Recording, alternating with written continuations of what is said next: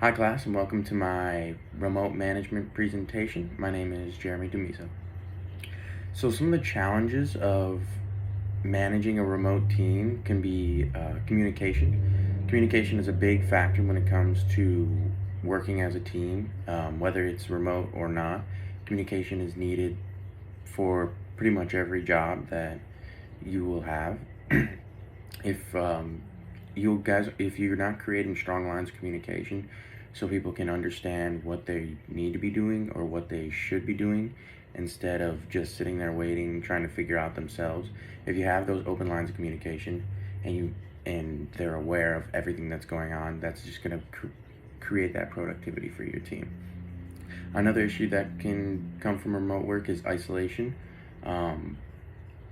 You're remote, so you're staying inside. You might go to a coffee shop to work, maybe at the library, but really you're not engaging in that much face-to-face communication. You might video call people, but that's not the same as seeing somebody in person. So as a manager, you want to try and get people to go to like work functions and things like that, like a holiday party.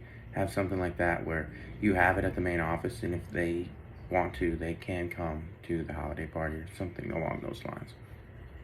And along with that is your work-life balance. So if you're working at home, you're working at a desk in your room, you're kind of associating work with home, and that can be hard, especially for people that are solely remote workers. You want to be able to split that work with them. So encourage them to go like to a coffee shop or a library to work, to get out of their house so they don't feel like even when they're home they're working. So you want them to just feel more free, especially in their own house. Everybody wants to feel free in their own house, not like they're always on call or in the office at their own house. You want them to feel free in their own space. Another issue can be tracking their performance. So it's not impossible to track somebody's performance, but I personally don't like when they like watch your screen and stuff like that, and they track your mouse and stuff like that. I think it's almost too intrusive.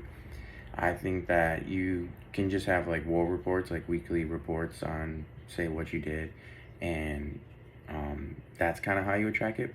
But like when you're in the office, like a physical office, you can be tracked more easily based on like what they see you doing, what activity they actually see you processing and things like that, where if you're working from home, they can't see that you're actually putting in 8 hours of work a day.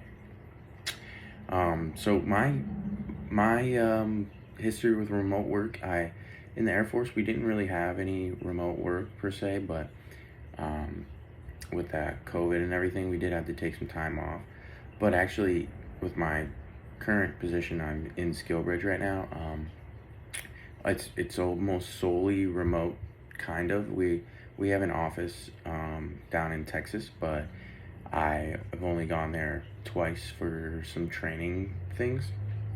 Other than that, it's all laptop emails and phone calls, and then traveling to meet with engineers and things like and higher ups in the aviation industry. So I think that type of work is a little bit different than your typical remote work, where you are constantly just at a desk at a computer. That's what I think of when I think of remote work. So my experience with it is a little bit different than normal, but I think it's a great way to kind of put my foot in the door with remote work. And I also think it's just the best way to do it, where you still get face-to-face meetings with people. Like I still meet with physical people on location, but it's never at the headquarters of the company. Yeah. Thank you for listening.